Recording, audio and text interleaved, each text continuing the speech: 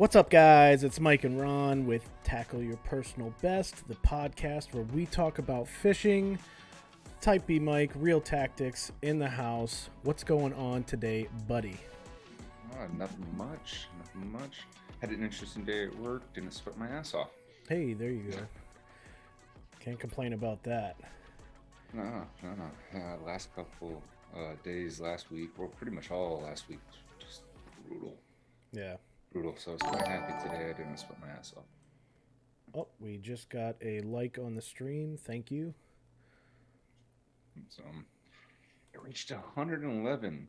111 with the, I think with heat index. Yeah. Friday. Ugh. It was brutal. I know you were sweating, but I mean, you got to relax in the AC between trips. Yeah, as you like to call it, I get my breaks in the middle of my jobs. Yeah, you get little breaks.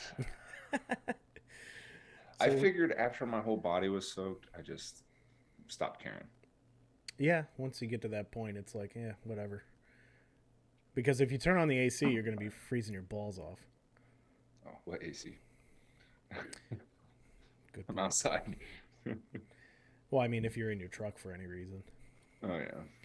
But Do any fishing? uh, done a little. I did a little at your house. Mm-hmm. I did. I know that. I smoked you there. Yeah, ha ha ha ha ha. Yeah. Let's not forget about all the times that I always kick your ass when we're out together. Yeah, I know. It's wherever we're filming, I do horrible. Exactly. But yeah, I've been fishing a little bit, not too much. The post spawn bite is tough, and trying to get some giants uh, when it's in the post spawn season. I mean, they're just not moving. They're not hungry. I don't know what's going on with them, but yeah. I mean, They get a I little don't know if it's discouraged for a couple of weeks. huh. They get a little discouraged for a couple of weeks. Yeah, a little bit. Everyone's out of my house. Yeah. Um, but yeah, I went over to Pops Lake and fished over there for a little bit, and um, caught a few. Sam caught a couple. I caught two or three. Decent. One small one, but probably anywhere from pound and a half to 2.5 pounds. So You I haven't can't caught complain anything there. really big, not lately. Yeah. But I have caught numbers. Right. I don't know where I saw. I think you sent me a video of a rig with a fluke that was hooked through the back with like a mosquito hook. Might have been.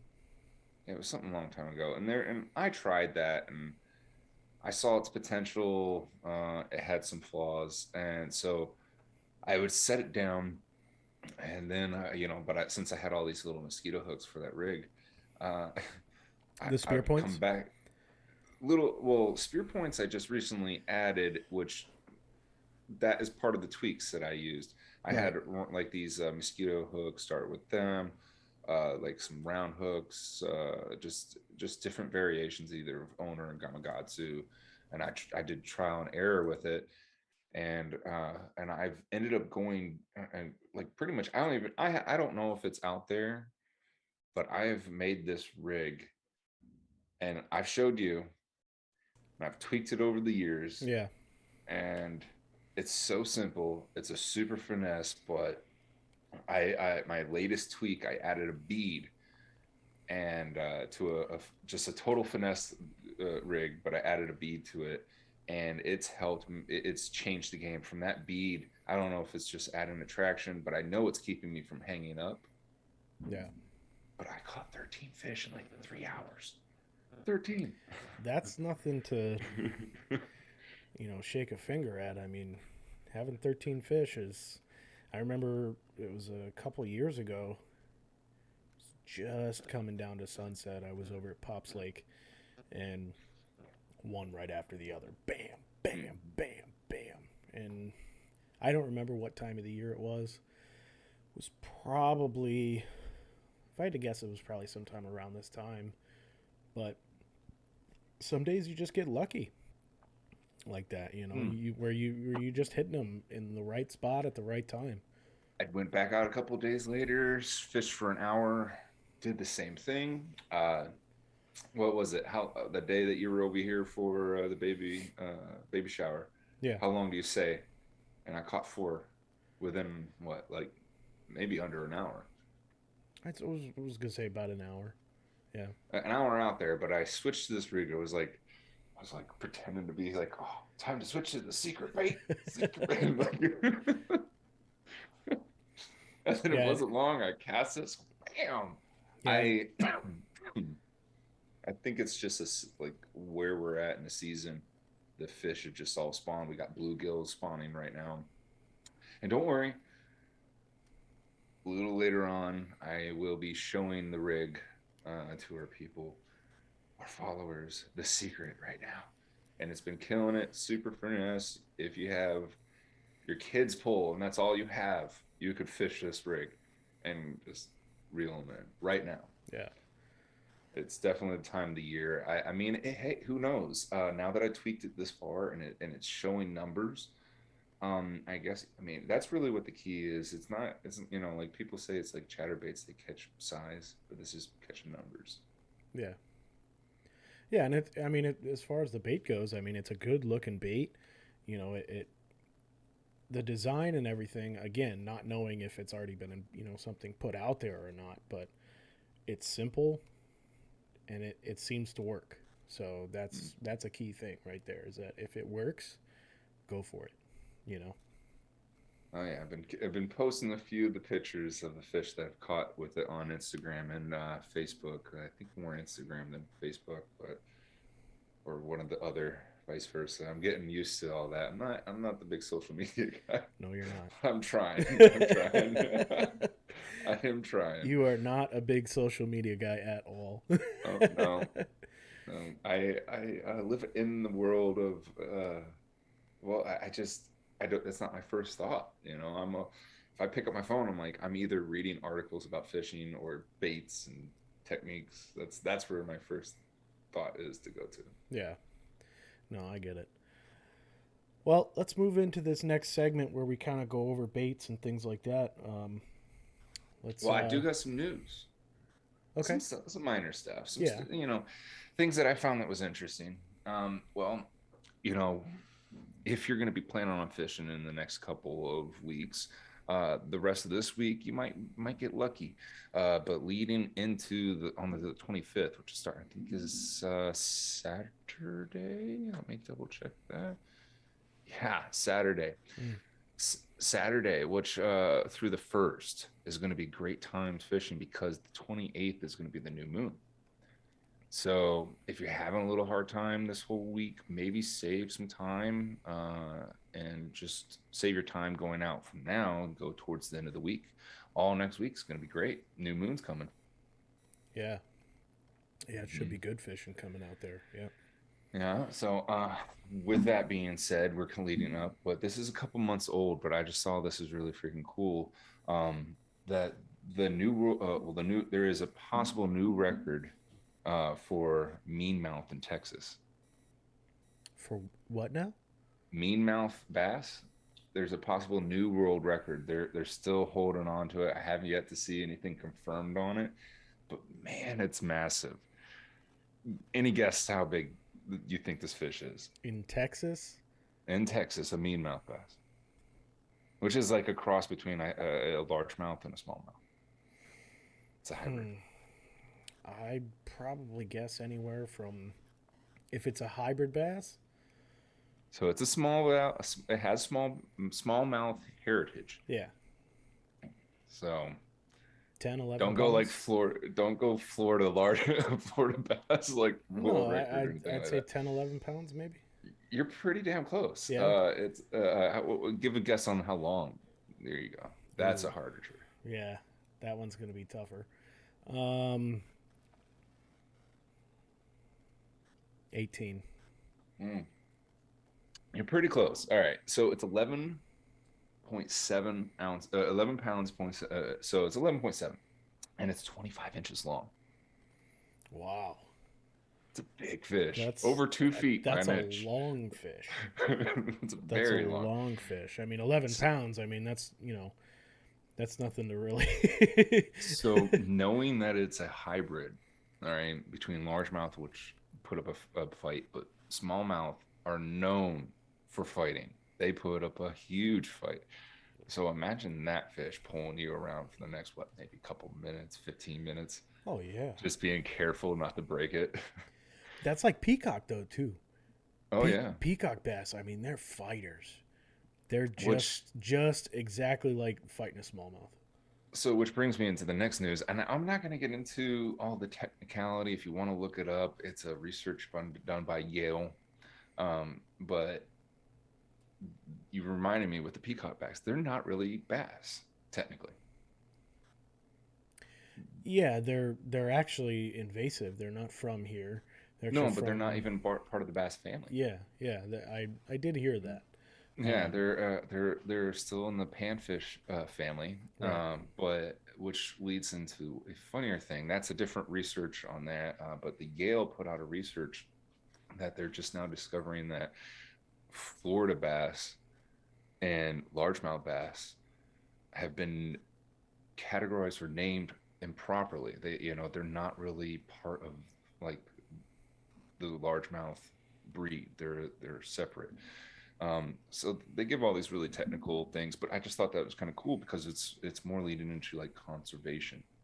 Yeah. So it kind of gives me hope because a lot of people have been just feeling like, oh, it's largemouth, the largemouth bat, largemouth bass, and you got like farmeries and stuff like that will raise fish, and then you're just stocking ponds with what largemouth. So Hatcheries. Yeah. and so when you're mixing and you're making hybrids, sometimes it can like really mess up your little ecosystem like ponds versus like lakes. So for them to get, it's kind of nice that they're digging into more of the world's largest fishing tournament fishing fish. So that's Yeah. kind of nice. Yeah. Yeah. Well, and I mean, as we all know, just in general, I mean, Texas has probably the largest bass in the country. Florida, pretty damn close. If not, Florida bass is. It's it's close, but you really would have to go to Okeechobee to. No, see, here's the thing. It's not even so much Okeechobee. It's the Everglades. And what tournaments held in the Everglades? None really so much. I mean, there's local tournaments and stuff, but nationally advertised. Yeah. All the national tournaments are in Okeechobee. Yeah. Yeah. So who knows what people are? You got to start researching what people are pulling out of Okeechobee. True. Start getting in that brackish water where they have more forage, bigger fish. I mean, Can't argue that D in D, that sense. D Train did pull out an 8 3/4 out of there, so True. Yeah. All right. So not very far off from this. And oh, me and Jeff went fishing out in Lehigh. yeah. And that little Lehigh area is actually a lot larger than you would think. It's not just that pond. There's a couple, now that it's flooded, there's a couple of cut throughs that we were able to get. And At that it new wasn't, park, yeah, at the new yeah. park. But there's, like some kids, not kids, but like early 20s and his brothers, I guess, were out there fishing. Kids to And we're us. asking, yeah, and I was asking them if they had any luck, and they said, not today, but they said not so long, every year around the rainy season out in that back area, if you can get back out there, they've caught some like, I don't know about the size, but they said 12-pounder. So, I don't know. and they've I've said they've I've been caught fishing over multiple there. that size, and I wouldn't put it down past it because I have seen some that looked like some decent 4-pounders that just weren't biting. Right. So I know there's bigger size out there. I don't know 12, but bigger size for In sure. that particular area, Maybe in the back area where you can't get to without trekking and really being I've been miserable. there. It I'm was not talking it about was that just normal. This no. it This is was a hook around the lake. There's a spot.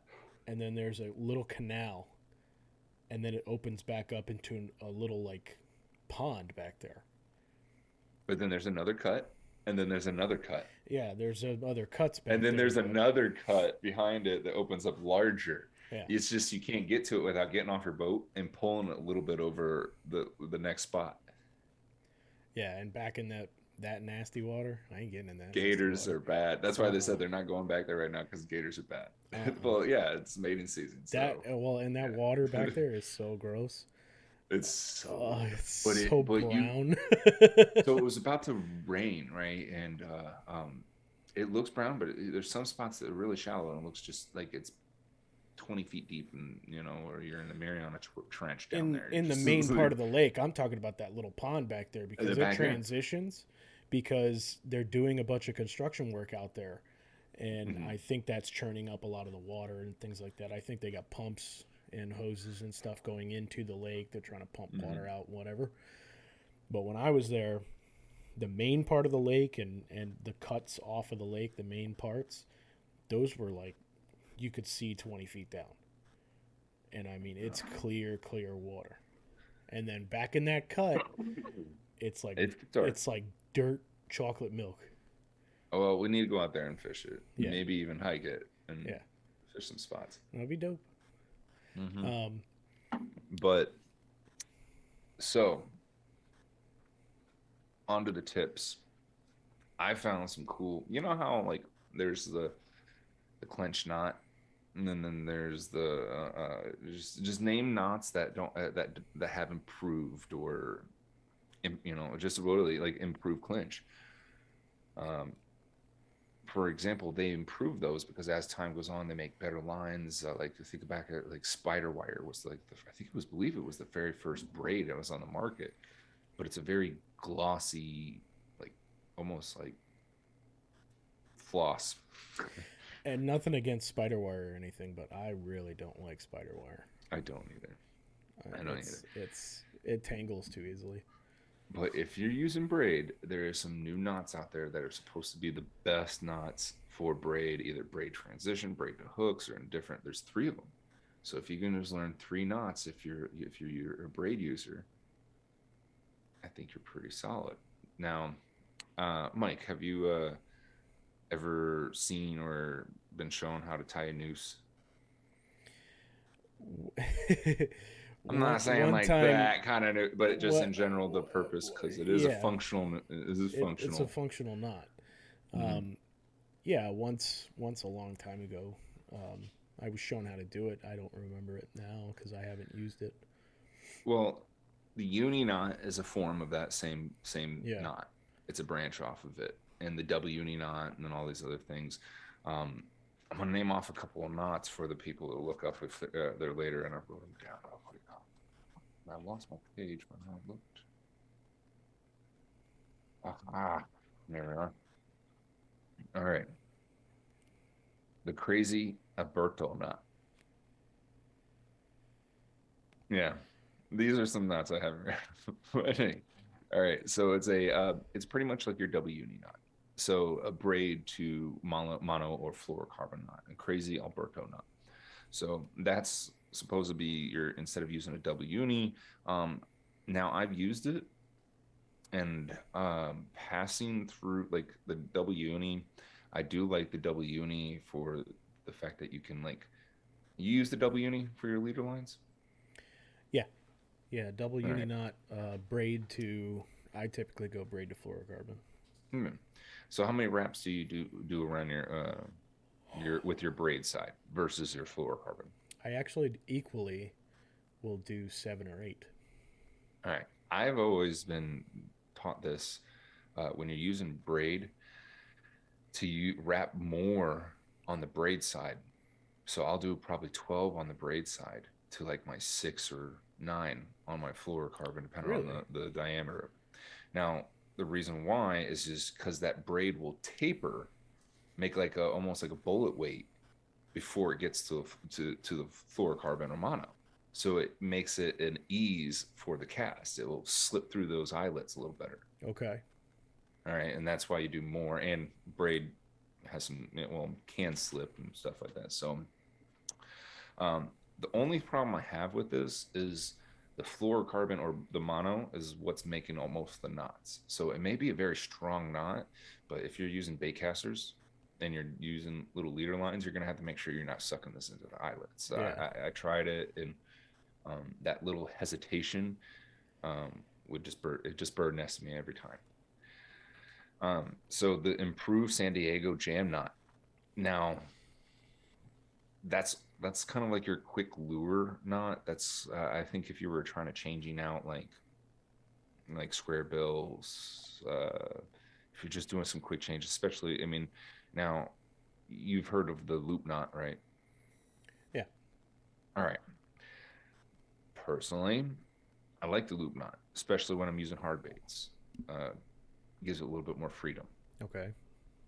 Um, I mean, give this a shot. It definitely sounds like if you're this, I haven't tried this one because I haven't gotten the opportunity to get around grassy areas, and that's one of the things that I'm kind of always cautious on doing with loop knots. Like Right. something I have to really fight or pull. Um, and the last one is the Berkeley braid knot. Simple to remember. Now the last two are kind of like I said, variations of that W uni um, noose kind of style knot. But like I said, I've tried the crazy Alberto knot. So those are your super strong braid braid knots that you have out there now. I guess those are the new improved things. Give them a try if you like it. Give us a shot and let us know in the comments. But even also the old standby, the polymer. Polymer's always like the best. I Yeah. mean, it has its functions, it has its Hands down. limitations. But for people that look up a polymer knot. That's like, other than the standard fisherman's knot, which is just looping through your hook, um, Mm. twisting, and then looping through the eye loop, and then looping through that loop and pulling down, which is essentially a help me out here, Isn't that like a cinch knot? cinch knot. Yeah, Mhm. something like that just cinches down on itself. But that was something that my father taught me a long, long time ago. And they just I've heard it called many different things, but I've always known it as just a fisherman's knot. But that knot and a polymer knot are the two knots that I use the most, and those two are going to be probably, well, your polymer is going to be the strongest knot. The fisherman Um, knot, the fisherman's knot is your pretty standard basic. That's like the first one that you learn, mhm. and it's typically the easiest. So, but yeah, definitely look at those two knots as being your standard to go to. Mhm. I mean, I always use. I mean, the one that I've always been taught. I was taught like Palmer not very young, but then when I was a teenager, my uncle taught me the improved clinch. Actually, the clinch, and then learned the improved clinch. It's one of those knots that I can do subconsciously. So I find myself tying that knot more often Yeah, than anything else. I have to make a conscious effort, or if I'm doing it like a drop shot rig where it's a not specific rig, um, then yeah, I'm of course doing that. So yeah, Mike, and no, no, go go ahead. ahead. No, go ahead. I was gonna veer into that rig. I was gonna ask you something. Oh, go ahead. All right. So have you seen anything like that? I've seen nose hooked baits. I've even seen it with the twist lock. Have you seen the rig like that? It is like Personally, a super finesse. personally, I haven't seen anything like that. I mean, aside from just Texas rigging a fluke with no weight, that's kind of like an improved version of that. Yeah, yeah. I mean, it might be just an improve. I've seen things similar to it, just not the exact thing that I'm doing here. It's not necessarily bait specific. I've caught it on some of the gecko baits that Yeah, I thought I was recording and wasn't. right. So, but I think I have a picture or two of a fish. Um, Zoom baits. I've caught it on worms. I've done worms. I've done creatures. I mean, it works all around. It really, and I have tried slowly moving it, fastly twitching it, just let it drop, pick up, fall, just working it different ways. And I have yet to find a problem with it. I used to have a problem, and I'll get into that when I'm showing some of the tackle. But like I said, I added one little improvement to it and been working on it. I would, like I said, you sent me that photo. I bought a whole bunch of these hooks, tried it out for a little bit, set it away, put it in my little finesse box, came back to it maybe a year later, then let it down, and improved it again, and then brought it back. So, did you use it? Not yet. I haven't used it yet. I have it, um, and I have those little spear point hooks that you were using. Mm-hmm. Um, I do that was the one that you gave me was on a Z-Man Minnows, wasn't it? Mm-hmm. Yeah, a Which little I have some of those 1.5. too. The only thing that I'm missing right now is just the twist locks. I order them on Amazon. Yeah. Um, and I mean, I'm a big Z-Man fan, but what I have found, Yes, you are. Z-Man again is yet one of the best. Now, not saying because of what I normally like Z-Man for, their indestructible plastic elastic, you can stretch those things forever. One worm will catch like 20 fish. But It's it's a not little because bit of of an that. over exaggeration. Calm down now. It could happen. Could happen. Anyway. All right. I like them because they're buoyant. And zoom baits and the way this technique is, it actually works to become to have the bait be buoyant and make it sub buoyant. So a slower fall. All right. So first of all, you definitely need some of these twist locks. I ordered a whole bunch of these. I don't know if this pack says, yeah, it was a 200 pack, like probably Okay. 12 Yeah. bucks on Amazon. Twist Mm-hmm. locks. I bought them before because I would try, I was just I tinker around with rigs. You know me, I'm always making different things. I've used these on a twitching worm rig a long time ago, which now that we're filming stuff, I might bring back. Yeah. That was kind of a cool twitching worm, kind of almost the same technique but different. And this is one of those. It's actually the funny. That was one of the rigs that I made using this same hooks that I bought a shit ton of. Yeah. The next thing you need is nail weights.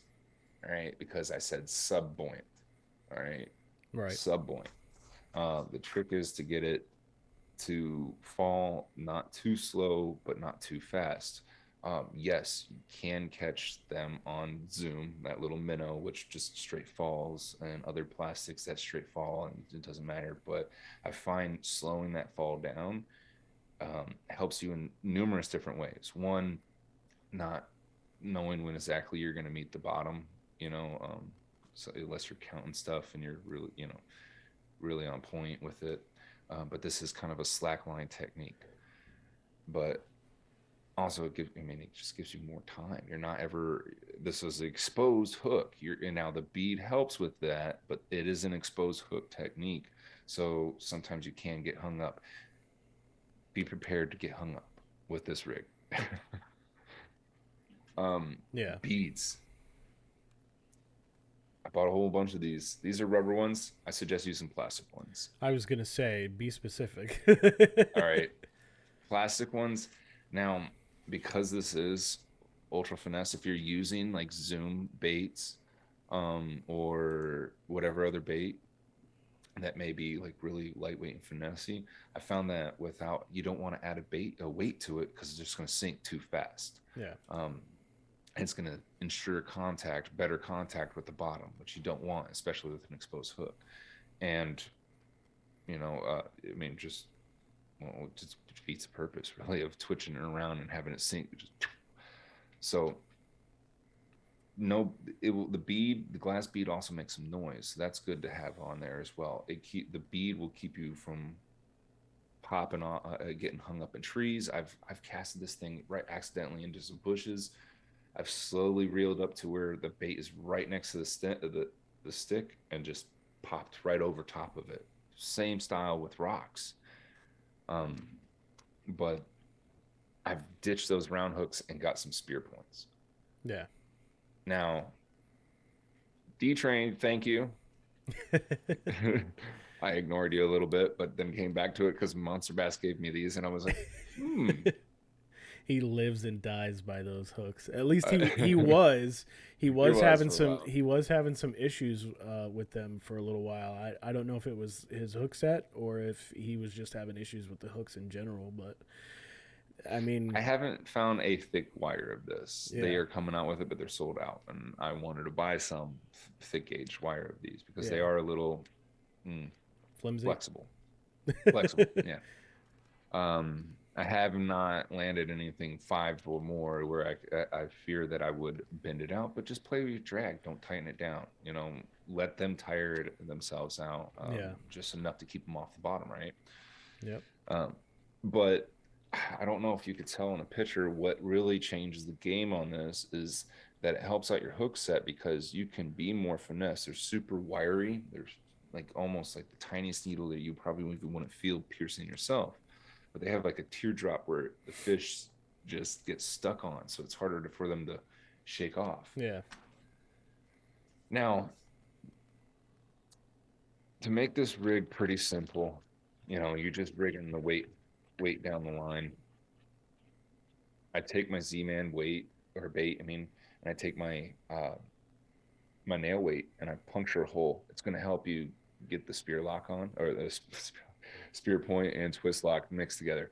All right, the twist lock on, but the trick I found with the Z-Man, because they're a pain in the ass to get the twist lock on, stick it in there and push the Z-Man on it and then pinch the twist lock so the rubber stays place and then twist the hook like that. And when you're forcing it up, it helps get on there better. Yeah. And you're going to have, depending on the bait, you're going to have to dick with the size of the nail weight. I get the smallest nail weight I can and I'll push it in there 3/4 of the way and then try it in the water right next to me. Right. If it's sinking too fast, I take it, I clip that little half quarter section off, put it back in the water. If it still is, then just clip it off. The nice thing is when you catch a fish, 90% of the time the bait goes up the line. Mm-hmm. And you just have to rig this bait once. It takes a little bit of time rigging it once, but once it's on, man, it's throw, just keep throwing. Yeah. Uh, Um, what was it? That's pretty much freaking simple. Yeah. The way I work this, you saw, I cast it out, let it sink a little bit, twitch it, let it sink, twitch, just like you would a fluke. I've jigged it with if I've leaved it, had a little heavy weight on it, and that works too. So if you like the faster fall and you're running like a creature style, but like that minnow style, I twitch them. Yeah. Swim baits, I twitch them. But I put a little bit more weight in them so they fall fast. And that paddle, I even used paddle tails. Paddle tails just fall, kick, kick, kick, kick, twitch up, kick, kick, kick, kick, kick, kick. Creature baits. It's a great rig. Now that the hook, I always if it's a swim bait, I always go from underneath the chin up through the top of the head, and you'll find out that most of my hook sets are in the top of the mouth. Yeah. It's a, it's so fast. It's so when it's sub buoyant like that, that slow fall of a paddle tail. Also, put put the twist the nail weight more towards the front, but centered, so it falls more belly down. Yeah. That's the trick I found with that. Man, you got to give it a try.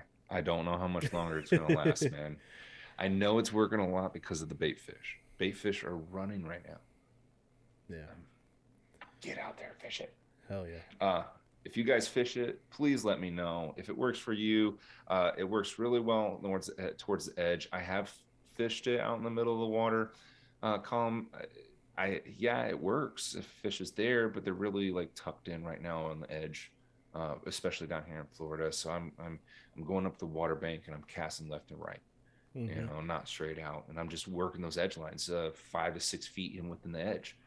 You know, Really works That's well. that's where they're hitting.